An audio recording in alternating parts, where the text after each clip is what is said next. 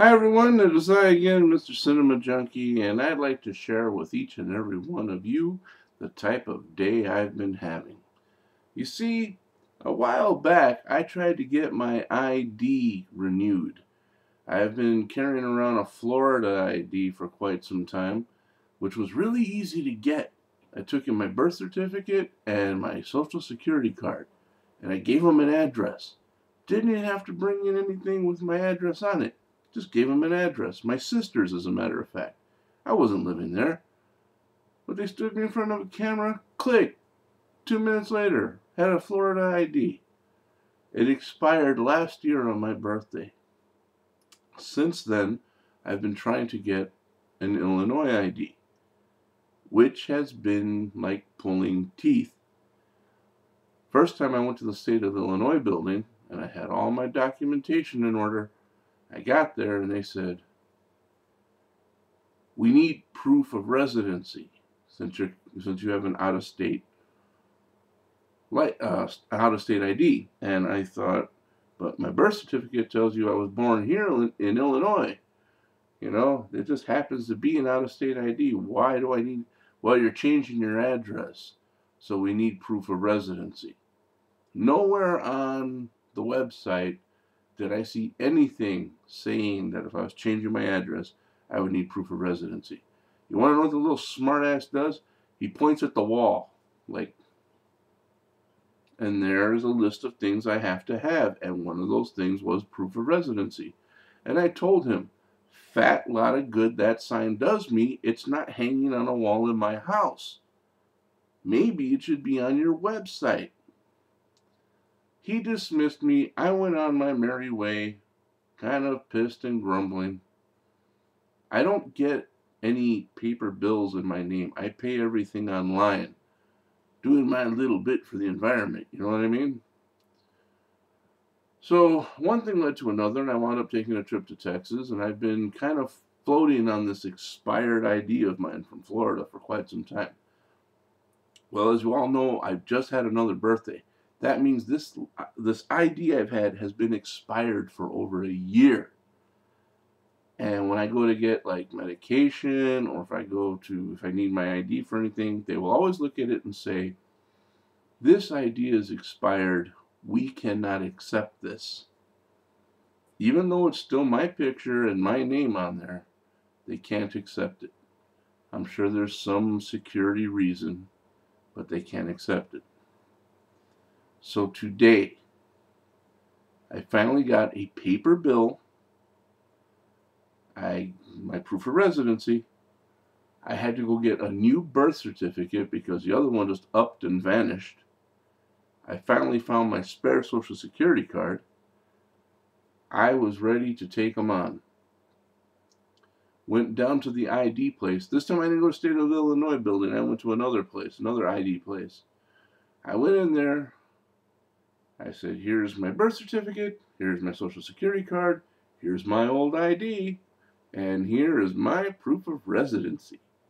And the lady looked at me and says, you need 2 pieces of residency. I said, they didn't tell me that at the State of Illinois building, man. We need 2 pieces of residency. I think they should have told me that when they first threw me out and told me I couldn't get my ID. We need 2 pieces of residency. She was stuck on that shit.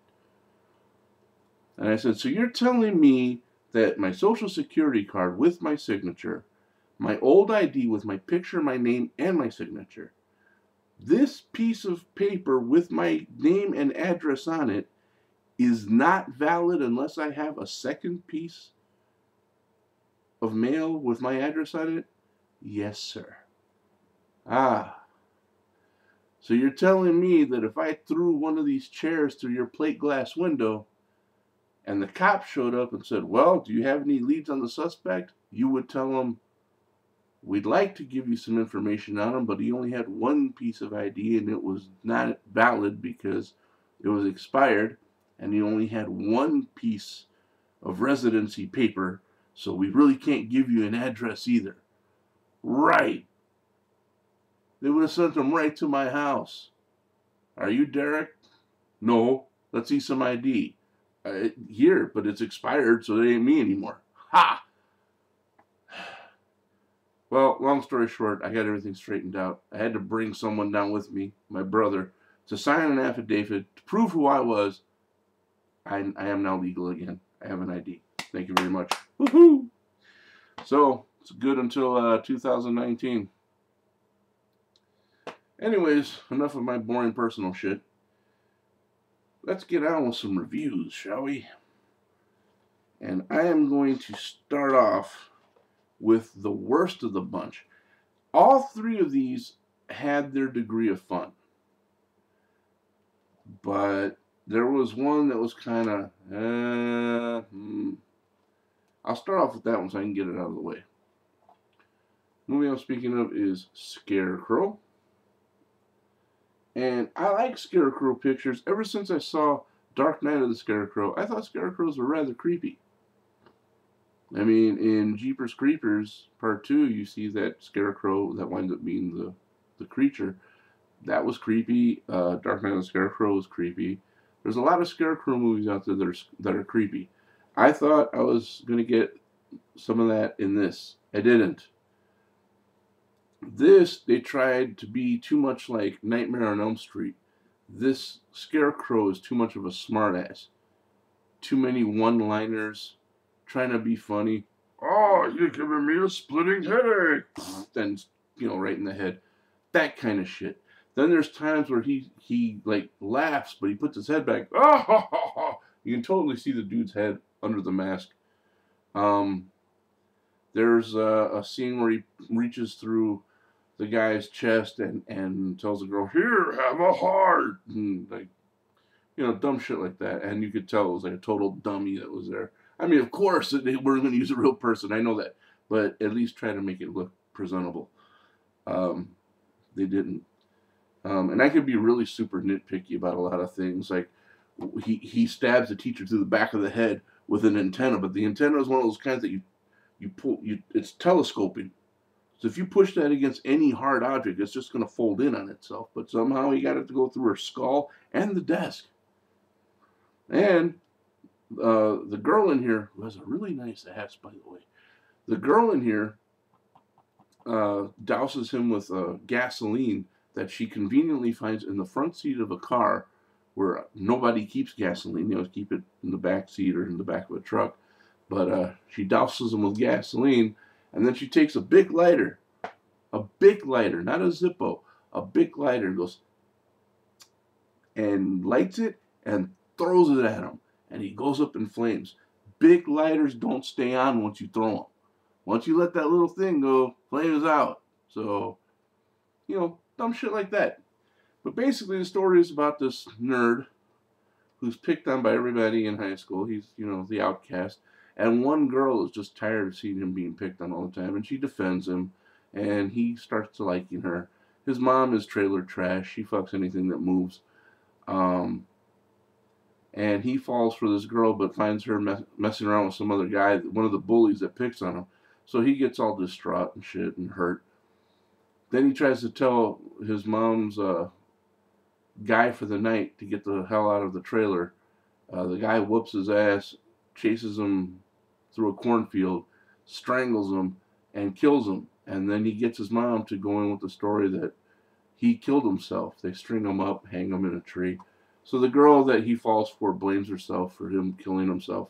And of course, his soul supposedly possesses the Scarecrow, and that's how he starts seeking his revenge. Also, this Scarecrow is sharing not only the spirit of the nerd, but of, I guess, Mary Lou Retton, because he's very gymnastic. He does a lot of, he does more, he flips more than a brother on the down low. Yeah, a lot of cartwheels and flips all the way down the street, and can't just run after anybody. He's got all this acrobatic skill. Bottom line, if you're a B-movie nut or a Z-grade horror nut, I'm sure you'll get something out of this, definitely. I don't think I'll be picking up the sequel. I think it's called Scarecrow Slayer. It's in a double feature. Single was enough. This was enough. So, yeah. I would recommend it to an extent. I wouldn't go out of my way to get it, but if you have a chance to see it, why not? You know, it's not. I've seen worse. Now, onto the really fun shit. This movie I had actually started to see a long time ago, and I didn't remember till after the first 10 or 15 minutes of it. I said, "Oh yeah, I've seen this," and man, it was a lot of fun. If you dig movies like Evil Dead 2 or Army of Darkness, this is definitely the third course in your meal, and it is Trailer Park of Terror. I just had a total blast with it. It was so over the top, ridiculous, and the gore was plentiful, and the whole premise of the movie was just wild. And Trace Adkins, country music star Trace Adkins, plays like the devil, I guess. Very cool. I enjoyed it immensely, man. There was not much about this I didn't like. I mean, maybe the dude with the guitar up there keeps playing it, singing those weird songs for every scenario that's in there. But hey, other than that, not a problem. I enjoyed it. Like I said, it's goofy. It's a lot of fun. If kind of like, I wouldn't even call it zomcom. I'd more like, I don't know, just like, think Army of Darkness. You know how it had like the gore and all that, but it also had some humorous parts in it. You're thinking along these lines right here. It's just Trailer Park of Terror. The name it alone says it right there. So yeah, definitely check that out. Definitely grab yourself a copy of that. Awesome. And now, the pick of the litter. I bought this movie a long time ago. I don't even remember when I bought it. I don't know if I ordered it when I was living out in Columbus. I don't know if I ordered it when I was living here. I just read something about it that caught my attention. I said, I'll give it a shot. Never watched it. Not until yesterday. And I am kicking myself square in the ass for not having watched this sooner. This movie was awesome.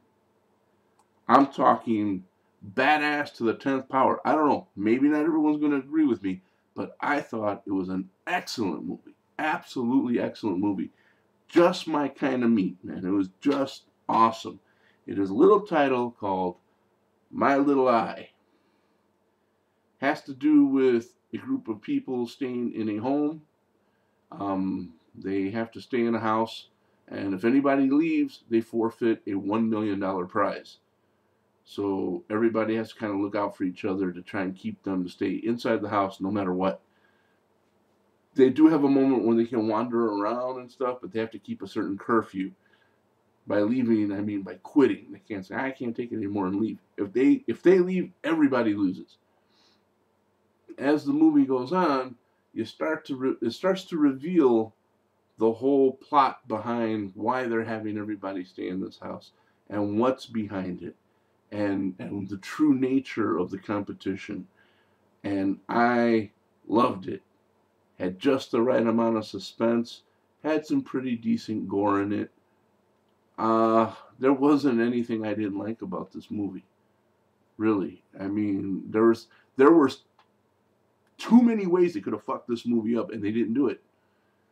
You know, most movies along these lines probably would have taken it and just completely shit all over it. And this one, they held solid, they held true, and all the way through to the end, I just thought it was phenomenal. Phenomenal. I love this movie to death. It's one of my favorites. So, My Little Eye, definitely check it out. Trailer Park of Terror, loads of fun, telling you.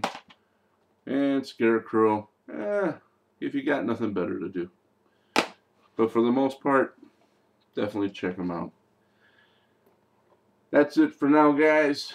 thanks for listening to me ramble on and on about the stuff we all love, movies, and the stuff we all hate, the DMV, or any ID place. Assholes. I will be back soon, very soon, with an unpackaging